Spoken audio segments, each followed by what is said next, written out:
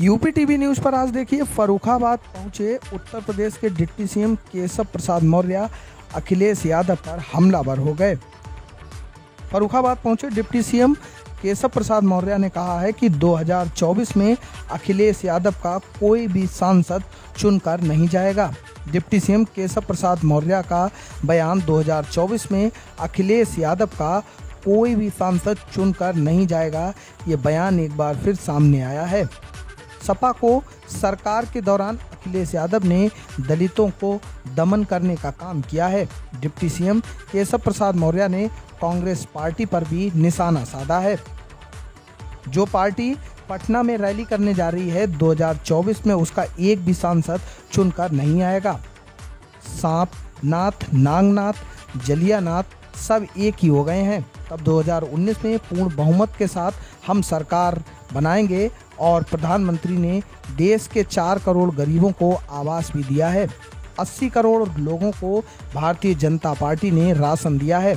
50 करोड़ से अधिक लोगों को प्रधानमंत्री जनधन खाता भी खोला गया और साथ ही प्रधानमंत्री किसान सम्मान निधि भी केंद्र सरकार के द्वारा किसानों को दी गई है। हर घर में नल से जल की व्यवस्था देश के प्रधानमंत्री ने देशवासियों को दी है। 2024 में बीजेपी उत्तर प्रदेश में 80 की 80 लोकसभा सीटें जीतने जा रही है। उन्होंने कहा कि विरोधी कह रहे हैं कि महागठबंधन बनाएंगे। 2024 के लिए नया नारा है। 100 में से 75% हमारा है और बाकी 25% में सभी का बंटवारा है। आइए आगे आपको सुनाते हैं कि फर्रुखाबाद पहुंचे डिप्टी सीएम केशव प्रसाद मौर्य ने जनसभा में भाषण के दौरान किस तरह से विरोधियों पर हमले किए हैं। Bureau report, UP TV news, Farrukhabad. मिले चाहे जितना व्यवधान मिले, कोई हमें कमल खिलाने से और मोदी जी को 2024 में फिर से प्रधानमंत्री बनाने से नहीं रोक सकता है। ये आज दिखाई दे रहा है।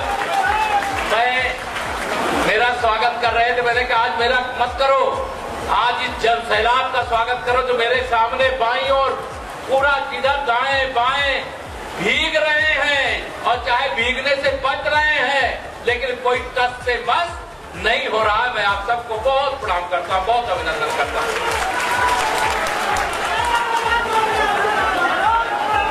भारतीय जनता पार्टी की माननीय नरेंद्र मोदी जी के नेतृत्व में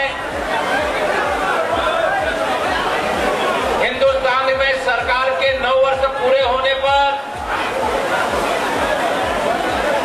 गरीब कल्याण के लिए समर्पित, सुशासन के लिए समर्पित, देश के विकास के लिए समर्पित माननीय नरेंद्र मोदी जी के नेतृत्व वाली सरकार के 9 वर्ष पूरे होने पर आयोजित इस विशाल जनसभा में मंच पर भारतीय जनता पार्टी के हमारे लोकप्रिय हिमाचल प्रदेश, जो माननीय राष्ट्रीय अध्यक्ष जी का गृह प्रदेश है, वहां से उत्तर प्रदेश में आए हैं। मैं इंदर सिंह गांधी जी का स्वागत करता हूं अपने प्रदेश में। और हमारे बहुत अच्छे दोस्त और आप सबके लोकप्रिय सांसद, जिन्हें बहुत कुछ बताने के लिए है, सुबह से शाम तक बतावे तो इतना किया है जो समाप्त नहीं होगा, लेकिन अभी तो ये झांकी है, अभी पूरी पिक्चर बाकी। ऐसे हमारे श्री मुकेश राजपूत जी, हमारे जिले के अध्यक्ष और जुझारू और समर्पित कार्यकर्ता श्री रूपेश गुप्ता जी, हमारे जिनके अध्यक्ष किसान मोर्चा के प्रदेश अध्यक्ष रहते हुए जिनके साथ में प्रदेश महामंत्री के रूप में उत्तर प्रदेश किसान मोर्चा का काम किया था, जनपद के वरिष्ठ नेता और सम्मानित अमृतपुर के विधायक आदरणीय सुशील साक्य जी, हमारे सदर के लगातार दूसरी बार आप सबके आशीर्वाद से विधानसभा में पहुंचे आदरणीय मेजर सुनील दत्त द्विवेदी जी, हमारे कायमगंज की विधायक बहन डॉक्टर सुरभि गंगवार जी, हमारे अलीगंज के सम्मान सम्मानित विधायक श्रीमान सत्यपाल सिंह जी, विधान परिषद में हमारे साथी और युवा मोर्चा के प्रदेश अध्यक्ष युवा नेता प्रांशुदत्त द्विवेदी जी, जिला पंचायत की अध्यक्ष बहन मोनिका यादव जी, पूर्व विधायक श्री कुलदीप यादव जी और हमारे पूर्व जिला अध्यक्षगण, बहुत नाम हैं। हमारे सभी पूर्व जिला अध्यक्ष, सभी जिले के, क्षेत्र के, प्रदेश के पदाधिकारी, सामने भी मेरे सभी मंडल अध्यक्ष बाएं दाएं, सभी जिले के पदाधिकारियों, मोर्चों के पदाधिकारी, बूथों के अध्यक्ष, शक्ति केंद्रों के हमारे कार्यकर्ता, मैं जितना आपकी प्रशंसा करूंगा वह कम होगा। आप तो देवतुल्य हैं हमारे लिए और आप सब कार्यकर्ताओं के बल पर भारतीय जनता पार्टी शून्य से शिखर तक पहुंची है। मैं आप सबका बहुत हृदय से वंदन अभिनंदन करता हूं। और आप सबसे पहला सवाल, 2024 में देश का प्रधानमंत्री तीसरी बार कौन बनेगा? जोर से बताओ, 2024 में तीसरी बार हिंदुस्तान का प्रधानमंत्री कौन बनेगा? कौन बनेगा? 2024 में माननीय नरेंद्र मोदी जी को अगर फिर से प्रधानमंत्री बनाना है तो 2014 वाली अपनी ताकत को याद करो, 2019 के लोकसभा वाली अपनी ताकत को याद करो। 2014 में यूपी में समाजवादी पार्टी की साइकिल जनता को रोकने का काम कर रही थी, गुंडागर्दी अपराध करने का काम कर रही थी, आपको वोट देने से रोकने के लिए कोई कमी बकाया नहीं रखी थी।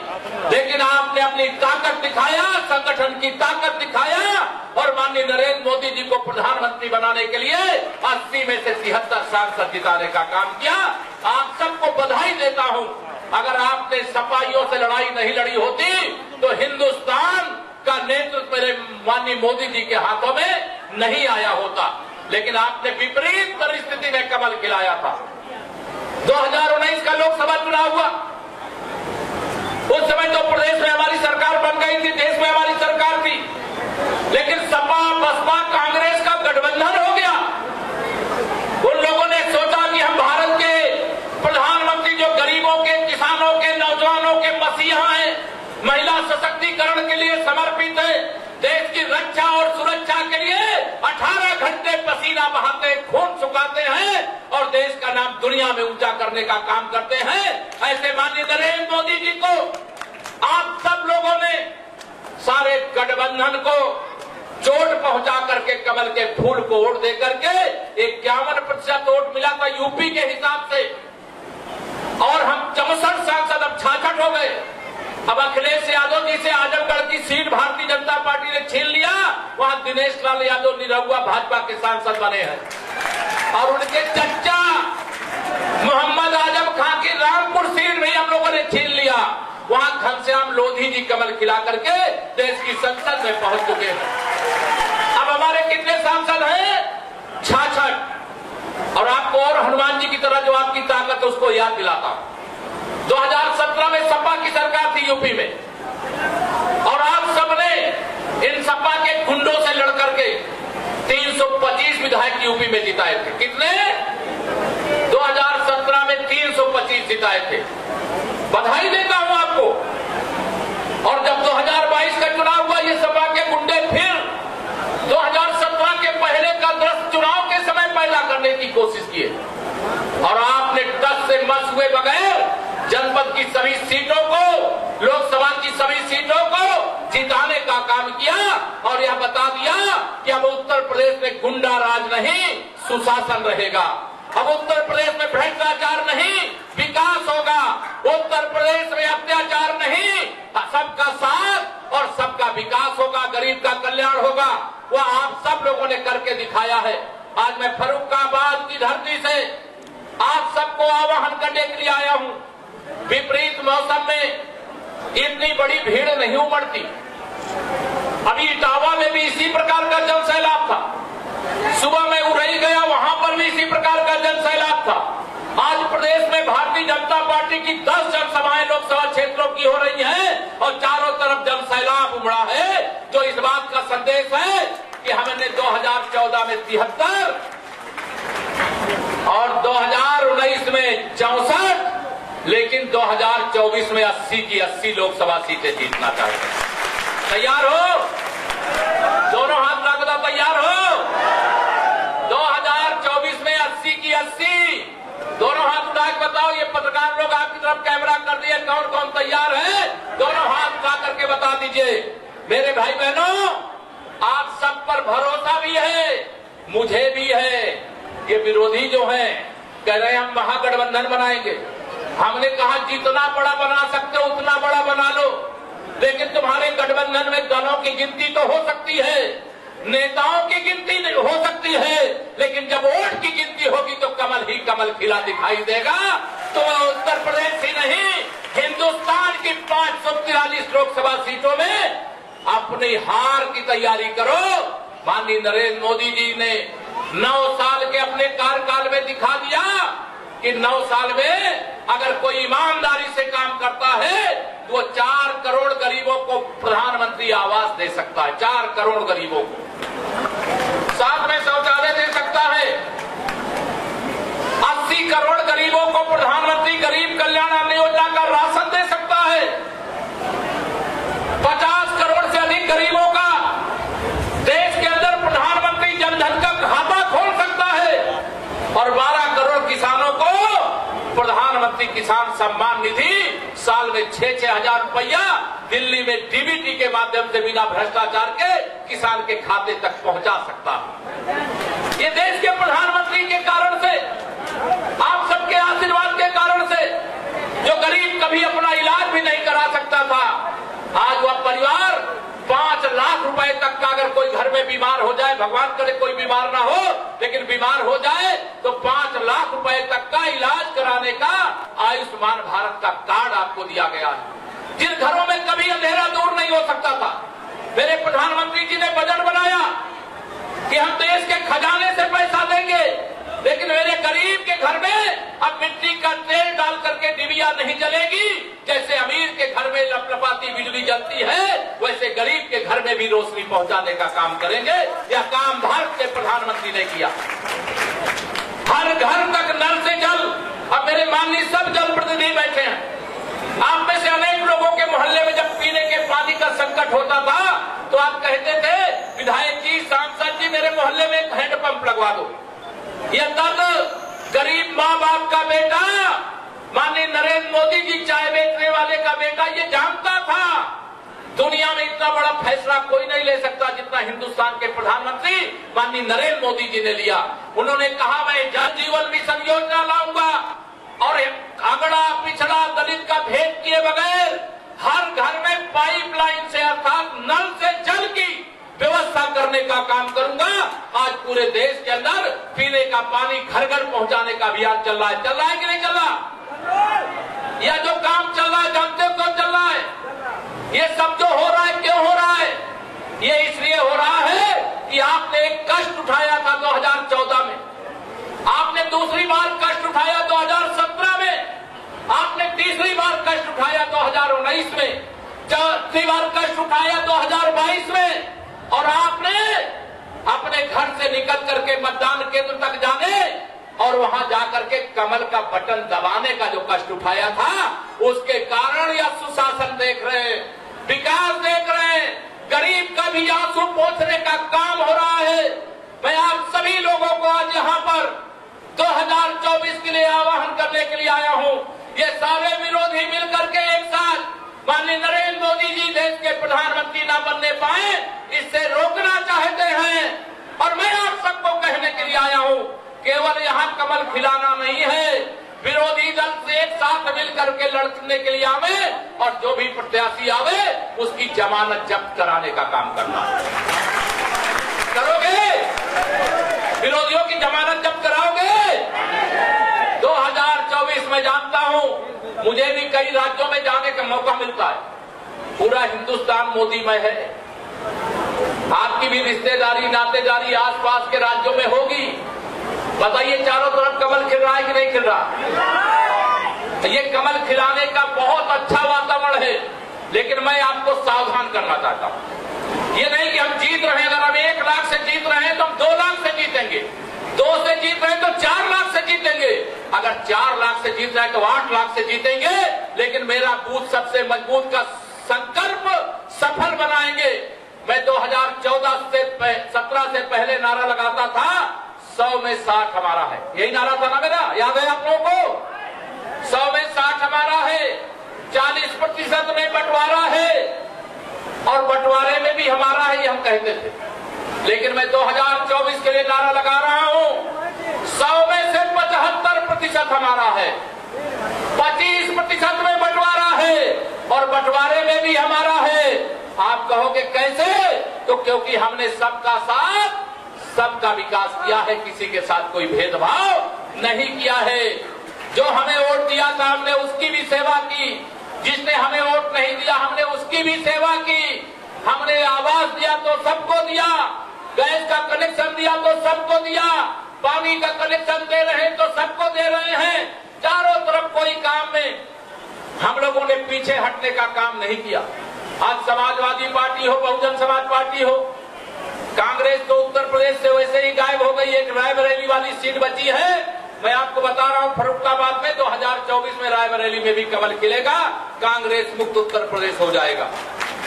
लेकिन मैं आप सब लोगों से आज यहां पर यह कहना चाहता हूं, 2014 में नारा था हमारे राष्ट्रीय नेतृत्व का, माननीय नरेंद्र मोदी जी को प्रधानमंत्री बनाने के लिए 272 प्लस चाहिए।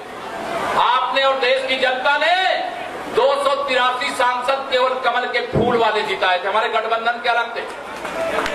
और 2019 में जब विपक्ष का सबसे मजबूत गठबंधन सांपनाथ, नागनाथ, कालियानाग सब एक हो गए थे, तब उत्तर प्रदेश में हमें 64 सांसद आपने जिता करके देने का काम किया था और देश का नारा था आपकी बार 300 पार, तो देश में 303 सांसद कमल के फूल वाले बने थे। आज मैं आपको कहना चाहता हूं 2024 के लोकसभा चुनाव में हमें उत्तर प्रदेश की 80 और देश में 350 पार कमल के फूल चाहिए और तब हिंदुस्तान का प्रधानमंत्री 56 इंच के सीने के साथ जैसे दुनिया के सामने आज भारत की प्रतिष्ठा बताइए बढ़ी है कि नहीं बढ़ी? दोनों हाथ में बताइए बढ़ी है कि नहीं बढ़ी? अगर आज प्रतिष्ठा बढ़ी है तो मोदी जी को अगर प्रचंड बहुमत की ताकत नहीं देते तो यह ताकत नहीं बढ़ा सकते थे। आप याद करिए 2014 के पहले का भारत निराशा के गर्त में डूब गया था, लेकिन 2014 के बाद का भारत आत्मविश्वास से भरा हुआ है। आप उस 14 से पहले लोग कहते थे इस देश का कुछ नहीं हो सकता, लेकिन 14 के बाद देश ही नहीं दुनिया कहती है भारत में ही सब कुछ हो सकता है। और यह परिवर्तन माननीय नरेंद्र मोदी जी के नेतृत्व में लाने की ताकत आप सब कार्यकर्ताओं, मतदाताओं ने, बड़े बुजुर्गों ने, नौजवान दोस्तों ने दी है। मैं आप सब लोगों को आज यहाँ पर ये कहना चाहता हूँ मेरे भाई बहनों, 2024 का चुनाव यह हमारे लिए 5 साल देश को आगे बढ़ाने का नहीं है, यह चुनाव देश को 100 साल आगे बढ़ाने का चुनाव है। 100 साल भ्रष्टाचार मुक्त भारत बनाने का चुनाव है। सीमा की सुरक्षा की लक्ष्मण रेखा खींचने का चुनाव है। 2014 के पहले जो सपा बसपा की बैसाखी पर देश में कांग्रेस की सरकार चलती थी, उसके प्रधानमंत्री श्री मनमोहन सिंह जब देश पर आतंकवादी हमला होता था, आप याद करिए, भूल गए होंगे, वो पहला आतंकवादी हमला हो वो कहते थे मैं निंदा करता हूं, दूसरा आतंकवादी हमला हो तो कहते थे कड़ी निंदा करता हूं, तीसरी बार आतंकवादी हमला हो तो कड़े शब्दों में निंदा करता हूं, इतना कह करके तीसरी कर लेते थे। लेकिन जब आपने देश में कमल खिलाया तो देश के प्रधानमंत्री ने जो वादा किया तो उसको निभाया। मैं देश नहीं बंटने दूंगा, मैं देश नहीं बिकने दूंगा। और उसके कारण से उरी में जब आतंकवादी हमला हुआ तो सर्जिकल स्ट्राइक करके जवाब देने का काम किया। देश के दुश्मनों की कब्र वहीं बनाई गई जहां से प्रशिक्षण प्राप्त करके वो आए थे भारत में आतंकवादी हमला करने के लिए। पुलवामा में आतंकवादी हमला हुआ तो पुलवामा आतंकी हमले के बाद एयर स्ट्राइक हुई, आकाश से हमारे जो विमान थे सेना के वह बम बरसा करके आतंकवादियों को पैदा करने वाली फैक्ट्री को तहस नहस करने का काम किया। पहले की सरकार कहती थी तुम गोली मत चलाना, आतंकवादी उधर से गोली चलाए, दिल्ली कहे तभी गोली चलाना। लेकिन जब 56 इंच के सीने वाले के हाथ से देश की बात डोर आई तो उन्होंने कहा पहली गोली तो मत चलाना, लेकिन अगर उधर से गोली चल जाए तो गोली का जवाब गोला से देना। यह काम करने का कार्य माननीय नरेंद्र मोदी जी के नेतृत्व वाली सरकार में हुआ। मेरे भाई बहनों, हमारा बहुमत नहीं था जब पूज्य अटल बिहारी वाजपेयी जी की अगुवाई में सरकार थी। पूज्य बाबू जी हमारे कल्याण सिंह जी श्री राम जन्मभूमि पर मंदिर निर्माण के लिए अपनी मंत्री की कुर्सी न्यौछावर करके चले गए थे। आज वो हमारे बीच में नहीं है, लेकिन जब भारतीय जनता पार्टी को देश में बहुमत मिला तो हमने जम्मू कश्मीर से माननीय प्रधानमंत्री जी की अगुवाई में धारा 370 हटाया कि नहीं हटाया? रामलला का मंदिर बना रहे हैं कि नहीं बना रहे हैं? आप विश्वास रखिएगा, काशी में बाबा विश्वनाथ का डमरू भी बजेगा और मथुरा में कन्हैया की बांसुरी भी बजेगी। या विश्वास रखना, कुछ भी असंभव नहीं है। आप सबको इतना ही कहना है, अति आत्मविश्वास का शिकार मत होना। 2024 का चुनाव अत्यधिक महत्वपूर्ण है। अपने अपने बूथ पर डट जाओ अभी से। आप लोग कभी कभी ये सोचते हैं अब तो देश में और प्रदेश में हमारी सरकार है। हाँ सरकार है, वो आपके कारण है, इसके लिए मैं आपको वंदन करता हूँ, अभिनंदन करता हूँ। लेकिन चुनाव सरकार नहीं लड़ती है, चुनाव पार्टी लड़ती है, पार्टी का कार्यकर्ता लड़ता है। और सारे अपने बल को याद करके पूरी ताकत अपने बूथ पे लगाइए।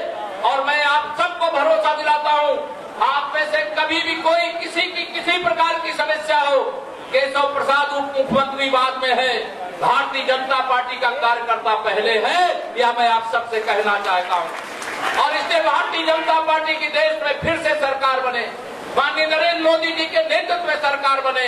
विपक्ष के पास तो प्रधानमंत्री पद का उम्मीदवार खोजे नहीं मिल रहा है। अभी 23 तारीख को पटना में जो रैली करने जा रहे हैं, उनकी पार्टी का कोई सांसद 2024 में शायद लोकसभा में चुन करके नहीं जाएगा।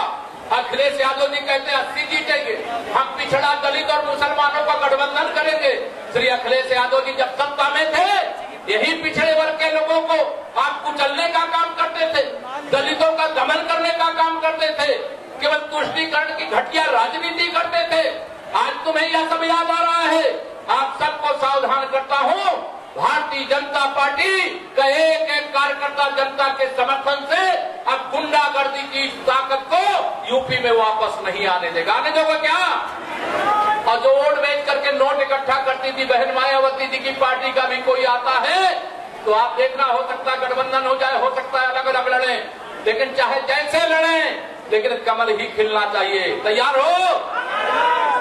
तो मैं बहुत बातें नहीं कहूंगा, देर से आप बैठे हो, दूर दूर से आए हो, जाना भी है, लेकिन आप सबको इतना ही कह के जाऊंगा कि 2024 100 साल आगे देश को ले जाने के लिए आज दुनिया को भारत के पीछे खड़ा करने का मौका है। माननीय मोदी जी की अगुवाई में हम 5वीं अर्थव्यवस्था हो चुके हैं।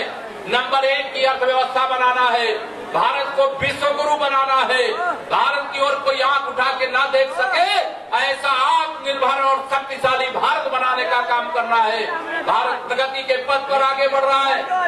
भारतीय जनता पार्टी के विरोध में, मोदी जी के विरोध में जो लड़ने वाले हैं वह केवल दल नहीं है मेरे साथियों, उनके पीछे भारत की विरोधी ताकतें भी खड़ी हैं। चुनाव आते आते तरह तरह के दुष्प्रचार भी करेंगे, कोशिश करेंगे कि हम आपस में बढ़ जाएं, क्योंकि उनको फार्मूला याद आता है दूध में नींबू डालने का, लेकिन भारतीय जनता पार्टी का फार्मूला दूध में चीनी डाल करके उसकी मिठास बढ़ाने का है। जो समाज को बांटने वाले हैं उनको अलग थलग करने की ताकत आपके हाथ में है। जब भी 2024 का चुनाव आएगा, आप स्वयं अपने बूथ के नरेंद्र मोदी बन करके, जेपी नड्डा जी बन करके आपको वहां पर लड़ाई लड़ना है, कमल खिलाना है। और आप कमल खिलाने की सामर्थ्य रखते हो। हम जिनके लिए वोट मांग रहे हैं, लोग उनको वोट देना चाहते कि नहीं देना चाहते? लोग उनको वोट देना चाहते हैं, केवल हमें मांगने जाने की जरूरत है। और इतना पसीना बहाने से लगता है कि अगर हमारा देश आगे बढ़ेगा, प्रदेश आगे बढ़ेगा, गरीब आगे बढ़ेगा, किसान आगे बढ़ेगा, नौजवान आगे बढ़ेगा, महिला का सशक्तिकरण होगा, हर गांव की पक्की सड़कें होंगी, हर घर तक बिजली होगी, हर गांव में रोजगार के अवसर होंगे, हर शहर स्मार्ट सिटी जैसा बनेगा, हर रेल मार्ग हो, सड़क मार्ग हो, हवाई मार्ग हो, जल मार्ग हो, सभी मार्गों से आवागमन की सुविधा मिलेगी। तो ऐसी सरकार बनाना चाहिए कि नहीं बनाना चाहिए? अगर भ्रष्टाचार मिटाना है तो कमल खिलाना है, गुंडागर्दी मिटाना है तो कमल खिलाना है, देश को मजबूत बनाना है तो कमल खिलाना है, गांव का विकास करना है, शहर का विकास करना है, गरीब का विकास करना है तो कमल खिलाना है। क्योंकि कमल के फूल में लक्ष्मी मैया बैठ करके आती हैं, साइकिल पंजा हाथी तो ये बर्बादी के कगार पर पहुंचाने का बात किए हैं, काम किए हैं। इनको यह सजा सुनाने का वक्त है। कमल खिलाइए, यही अपील करके दूंगा अपनी वाणी को विराम। दोनों हाथ उठा करके जरा मेरे साथ बोलिए, जय श्री राम, जय जय श्री राम, जय जय श्री राम, भारत माता की, माननीय नरेंद्र मोदी जिंदाबाद, माननीय नरेंद्र मोदी जिंदाबाद, जय जय श्री राम, जय सिया राम। मैं जब जय सिया राम कह रहा हूं तो कई पत्रकार लोग कह रहे होंगे कि जय श्री राम से जय सिया राम क्यों कह रहे हैं? कहते हैं ना, आपको भी बता दो, उत्तर प्रदेश में अयोध्या है, भगवान श्री राम की जन्मभूमि, और हम सबका राम भक्त है, हम भगवान राम की संतान है। तो सीता मैया की जन्मभूमि कहाँ है? बिहार में है। तो यहाँ 80 वहाँ 40, सीता राम कहो 120, तो ऐसे साथ मिलकर के आपको जाएगा। और माननीय नरेंद्र मोदी जी के को 350 पार करने में आराम से आप इस काम को कर लोगे। लेकिन मेहनत करना है, पसीना बहाना है। जैसे प्रधानमंत्री जी मेहनत करते हैं, जैसे मुख्यमंत्री जी मेहनत करते हैं, वैसे हम सब कार्यकर्ताओं को मेहनत करना है, पार्टी को मेहनत करना है, एक एक कार्यकर्ता को मेहनत करना है। यह संकल्प लेकर के आगे बढ़े। बहुत बहुत धन्यवाद। बहुत बहुत